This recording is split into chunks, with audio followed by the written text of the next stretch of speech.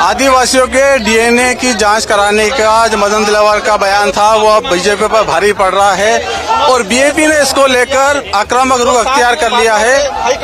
BAP के सांसद डूंगरपुर बांसवाड़ा से सांसद राजकुमार रौत मंत्री के निवास पर जाकर उनको अपने डीएनए का सैंपल देना चाहते हैं। उसको लेकर वो विधानसभा के सामने शहीद स्मारक पर इकट्ठे हुए, मगर यहाँ पर पुलिस ने उन्हें आगे नहीं बढ़ने दिया, उनको आगे जाने से रोक लिया है।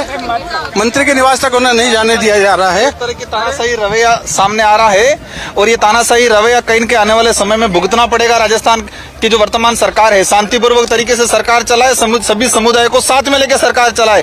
किसी समुदाय को बेइज्जत करने का, किसी समुदाय के स्वाभिमान पर ठेस पहुंचाने के बयानबाजी से वंचित रहे, ये लोग दूर रहे इनसे। बिल्कुल, मैं आदिवासी समुदाय हिंदू व्यवस्था में नहीं आता है। इसका मतलब ये नहीं है कि हम किसी धर्म का विरोध कर रहे हैं, हम हर धर्म का सम्मान करेंगे, लेकिन आदिवासी समुदाय नहीं आता ये भाजपा स्वयं कह रही है। झारखंड के अंदर प्रस्ताव बना के भेजा, प्रतिपक्ष के नेता के रूप में भाजपा ने ये बयान दिया गया है कि हम लोग भाजपा के प्रतिपक्ष नेता ने कहा है कि आदिवासी समुदाय हिंदू में नहीं आता है।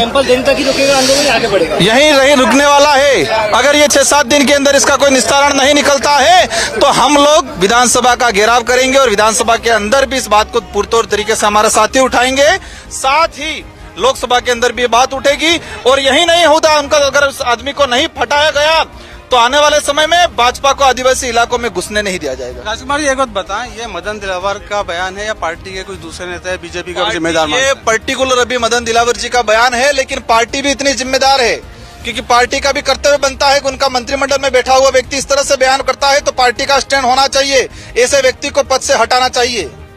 अभी आप सैंपल देने जा रहे थे, पुलिस ने क्या रोका है आप? पुलिस ने हमको रोका गया है, ये कहा गया है कि मदन दिलावर जी यहाँ नहीं है अभी और यहाँ 144 लगी हुई है, तो उनकी बात मानी। हमारा सैंपल उन्होंने लिया है पुलिस प्रशासन ने, और पुलिस प्रशासन ने आश्वस्त किया कि सैंपल उन तक पहुंचा दिया जाएगा। अगर 6-7 दिन के अंदर मदन दिलावर जी ये स्टैंड क्लियर नहीं करते हैं, हम कौन है वो ये बताएंगे, हमको ये सर्टिफिकेट देंगे, समुदाय से माफी मांगे और मंत्री मंडल पद से इस्तीफा दे। अगर इस्तीफा नहीं देते हैं, समुदाय से माफी नहीं मांगते हैं तो विधानसभा का घेराव भी होगा और पूरे देश के अंदर एक आंदोलन छेड़ा जाएगा, क्योंकि उन्होंने आदिवासी के स्वाभिमान पे अंगुली उठाई है। आपको क्या लगता है मदन दिलावर इस तरह का बयान क्यों दिया है? मदन दिलावर जी का मानसिक संतुलन बिगड़ चुका ऐसा लगा। कोई आधार नहीं है, कोई समझ में नहीं आ रहा है कि इस तरह का मंत्री किसी के डीएनए की बात करे, किसी की आइडेंटिटी की बात करे। इस तरह का आज तक किसी भी मंत्री, किसी भी व्यक्ति ने किसी भी समुदाय के लिए इस तरह का बयान नहीं दिया गया है जिस तरह से बयान मदन दिलावर जी ने दिया गया है। आपको लग रहा है मानसिक संतुलन बिगड़ा है? सोचा समझा कि जिस तरह से बीएपी वहाँ पर वर्चस्व बना रही है, आदिवासी समुदाय से जोड़ रहा है, तो उसको हिंदुत्व से जोड़ने के लिए डीएनए का क्या मामला है?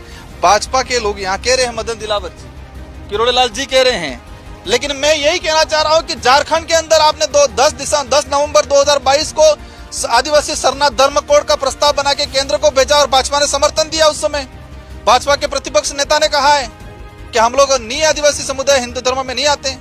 तो झारखंड की भाजपा और यहाँ की भाजपा अलग है। भाजपा खुद अपना स्टैंड क्लियर कर ले पहले, हम क्या चाहते हैं। इस बहस को बेवजह उन्होंने छेड़ा है और इसका अंजाम बुरा होगा। इस बात का यही विराम चाहते हैं ये शांतिपूर्वक, तो यही कि मदन दिलावर जी आदिवासी समुदाय से माफी मांग ले और पार्टी हाईकमान उनको पद से हटाए, ये सबसे बेस्ट रहेगा।